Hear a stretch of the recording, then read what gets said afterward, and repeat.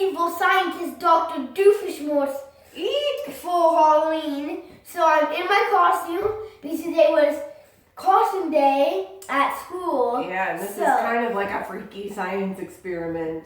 Kind of. So we thought this would be a fun Halloween thing and also Thanksgiving. So yeah, we need pumpkin pie for Thanksgiving and pumpkin cookies and pumpkin gooey butter cake and pumpkin oatmeal and all pumpkin muffins and all the pumpkin things. We've been on a pumpkin roll lately, haven't we? Yep. So we have a sugar pumpkin here and we're going to turn it into pumpkin puree so we can do some more pumpkin baking. Yeah, first, wait a minute.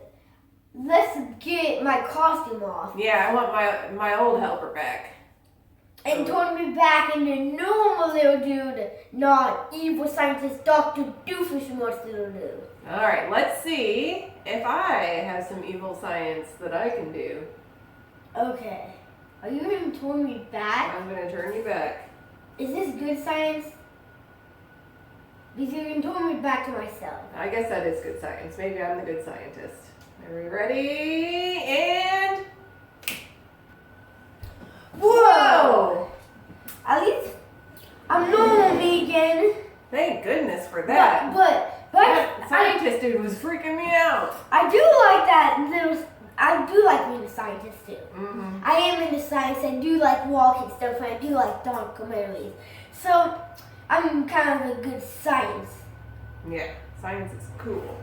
And also I like Phineas and Ferb, and that's actually where I got that evil scientist Dr. Doofenshmirtz. Mm-hmm. Science Dr. Doofenshmirtz. All right, let's get our pumpkin going.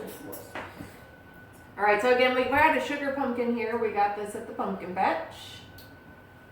And we're going to cut it in half. Oh, yeah. Careful, it's a big knife. I know. Cut all the way through. I am trying to. I know, it's hard to get started, especially up there, huh? So what you want to do is you want to cut your pumpkin in half around the equator, starting at the stem and ending at the stem. It's about impossible to cut through the stem. It's really tough up there, so then you just pop it open. So.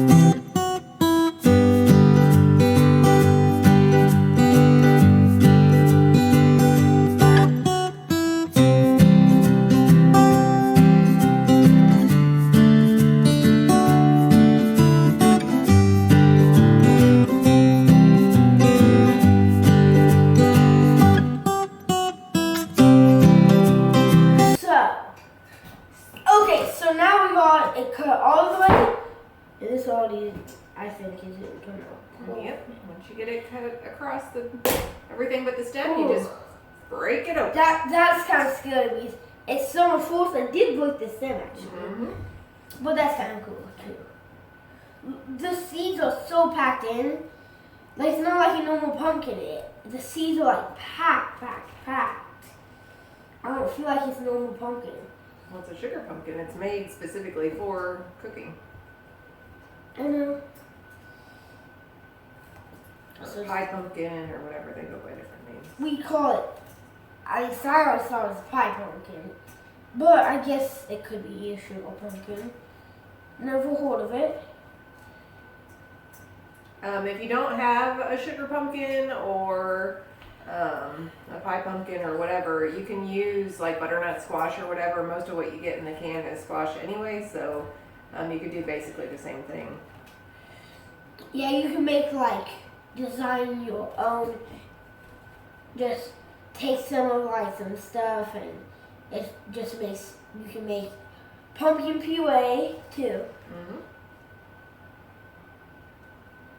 This pumpkin puree is going to be for, what are we making again?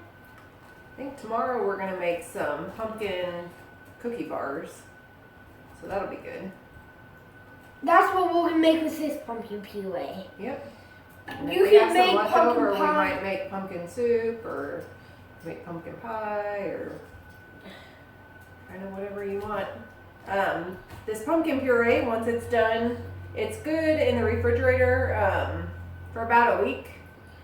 And then if you need it for longer than that, then freeze it. I just put it in like a glass container and freeze it, and you can do that for up to 3 months. So the way we're gonna make our pumpkin puree today is to roast it. I like that because it helps keep the moisture content down. If you are adding liquid to it or whatever, then it can get kind of soupy, and then it doesn't work so well in recipes. So I like to try to get a little bit of the liquid out at least. So you want to get as many of the seeds and as much as of the stringy pulp out as you can.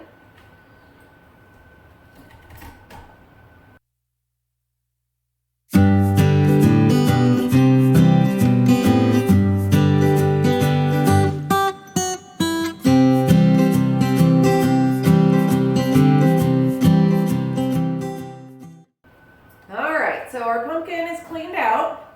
We're gonna put it on a baking sheet and sprinkle it with just a little bit of salt. And then we're gonna do the other one, and we're gonna bake it at 400 degrees for about 45 minutes to an hour.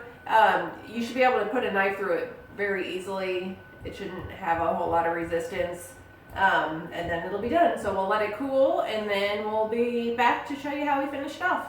Okay, now we got some fully cooked, steaming hot, but not too hot to not touch, cooked pie pumpkins. Yeah. Or sugar pumpkins, or whatever you call them. Mm-hmm. So it's super soft. We just take a spoon and get some out, and we'll put it in a food processor to get it all in the pump.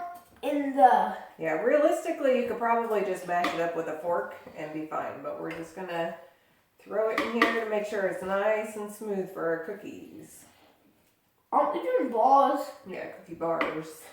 I thought we were doing like some pumpkin bars, not cookies. Well, they're cookies, but it's just in a bar, we'll cut them into squares instead of... Oh, I think it was Because usually, when I think of pumpkin bars, I think of like pumpkin cake with cream cheese frosting. Okay, I have no idea, but okay. We'll have to make those sometime too. I've got a recipe for them on my site from Gigi. One of her recipes that's really good, but I thought we would do these cookies because they're just a little bit different. And we need to update that post. Yep, I want to get that post updated, and so we're gonna make a video and take some new pictures, and so you can see how we make that in another video. Yep. This is a lot of pumpkin puree. Yep, it's gonna be quite a bit. And like I was saying, we're just gonna blend this up, and that's gonna make a nice smooth pumpkin puree. Yep. But the fork would probably take longer and be harder, and just... We might turn the rest of this pumpkin puree into pumpkin soup. I don't know if you've ever had pumpkin soup. I've had a lot of pumpkin stuff. You have had a lot of in the pumpkin last stuff. in this last month. Yeah, we've been baking and cooking and tasting a lot of pumpkin stuff. And I think he's starting to find out that he's not as against pumpkin as he thought. Well, what we decided is I don't know what pumpkin tastes like. Yep, but you could taste what actual pumpkin tastes like right now if you wanted. That's about as pumpkin-y as it gets. I'll save a bit for later. Just in case I need some water or something. I had no idea we were do that, so I'll save that for later. We'll make a totally separate video for that. How about? And I'm gonna have like 5 gallons of water right by me, and have like 10 gallons of milk and 70 gallons of apple cider, and just have some of all the drinks alike. Alright, like he said earlier, we did let these cool a little bit so we could touch them without like than being too hot. You want it to be cool when you blend it too, because otherwise it'll build up steam and it's really not pleasant, but we should be in good shape here. I think I got most of mine out. How are you doing over there? I don't know.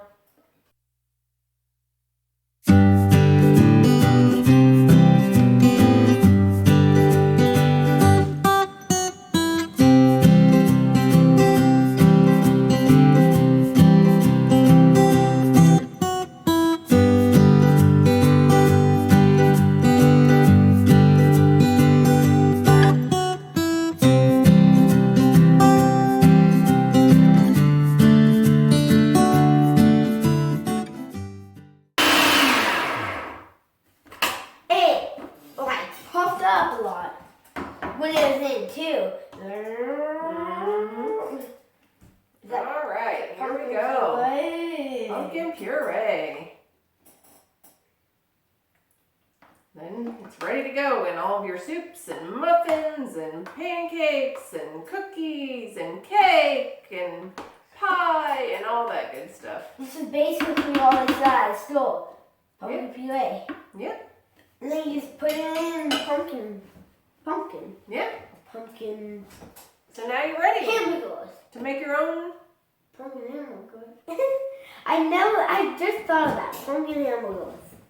I don't know about that, but well, maybe. Maybe, yeah. Well, maybe. All right. Well, thanks for watching, guys. We'll see you next time. If you need some ideas for stuff to make with the pumpkin puree, we've got lots of ideas. So there's some on here on YouTube. There's plenty over on cookingwithcarly.com. So check them all out and make them all. Let us know how they go. Just comment down below and ask what do you think would be something good to do. Yeah. All right. Well, thanks for watching. Yep.